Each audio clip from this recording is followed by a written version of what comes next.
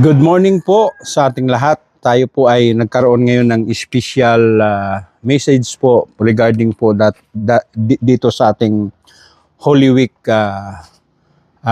Parang ang Holy Week kasi ito yung tinatawag na pag-alala o pagnilay-nilay doon sa ginawa ng ating Panginoong Hesus sa cross ng Calvary 2,000 years ago. At gusto ko lang pong bigyan ng pansin sa ating tinig ng katotohanan ngayong umaga na ano po ba ang tunay na mensahe ng pagdiriwang ng Holy Week.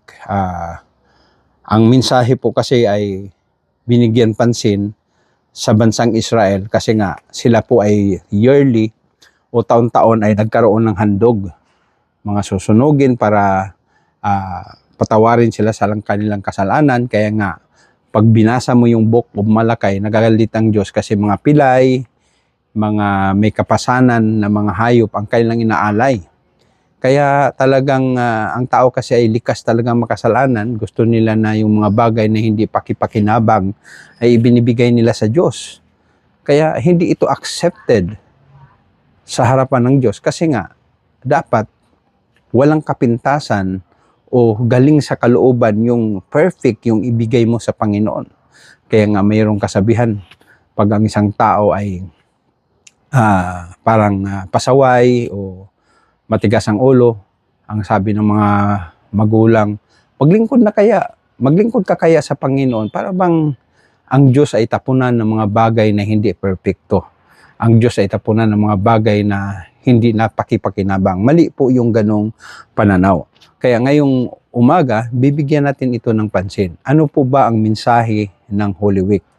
Dahil ang Holy Week po ay sineselebrate ng mga Kristiyano dahil nga doon sa ginawa ng ating Panginoong Hesus sa cross ng Kalbaryo.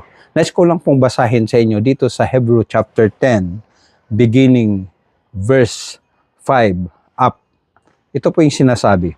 Dahil diyan nang si Kristo'y naparito sa daigdig, sinabi niya sa Diyos, ang mga pag-alay, pati mga handog at ang mga hayop na handang sunugin ay hindi mo na ibig sa dambana dalhin.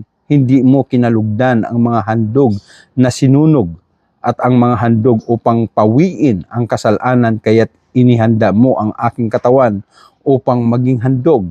Kaya't sinabi ko, ako'y narito, O Diyos, upang sundin ang iyong kalooban ayon sa sinasabi ng kasulatan tungkol sa akin.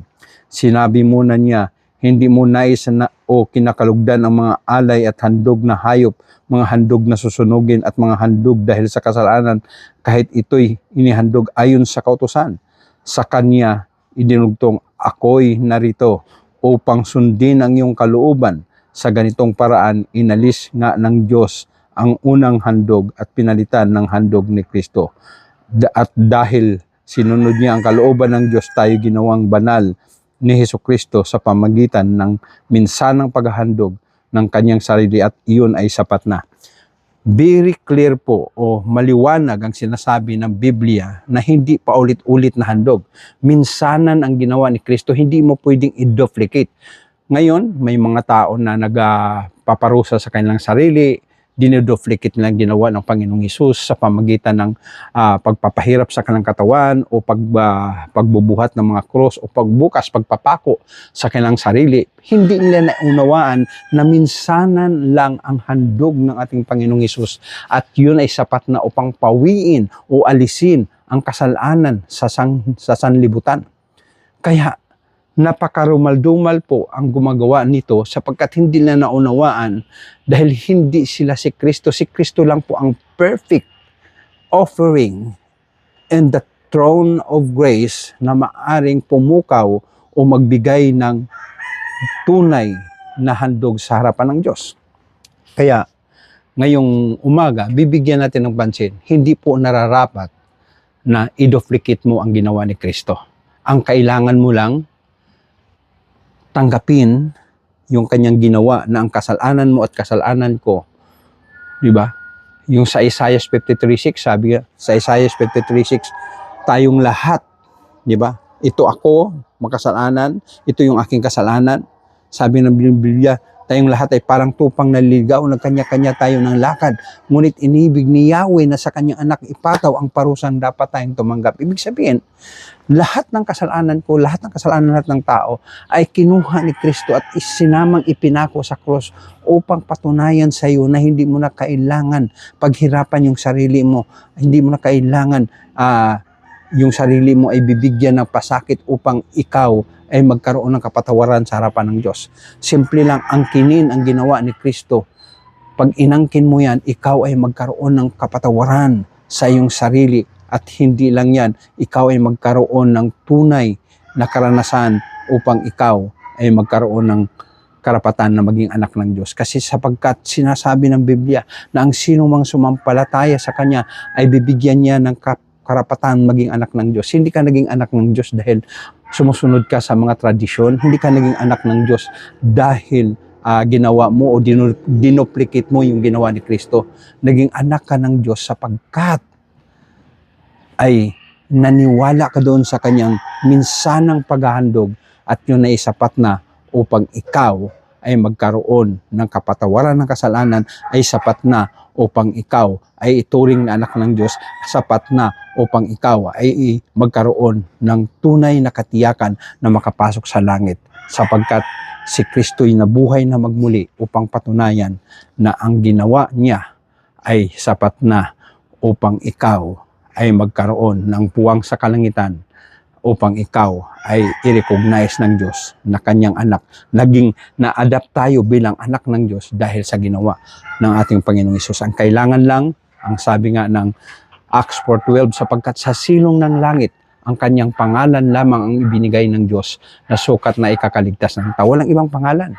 Kaya nga, ang sabi nga ni Jesus Christ doon sa John 6:47, katotohanan sinasabi ko sa inyo, ang sumampalataya sa akin ay may buhay na walang hanggan.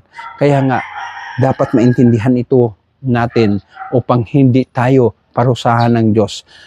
Ang Holy Week po ay ibinigay upang alalahanin yung ginawa ni Kristo, hindi alalahanin yung mga gagawin mo o hindi alalahanin yung mga magiging sakripisyo mo sapagkat ay lahat yan ay invalid dahil ang ginawa lang ni Kristo ang valid upang ikaw ay tatanggapin ng Diyos. Kaya nga sabi ng John 3:16, di ba?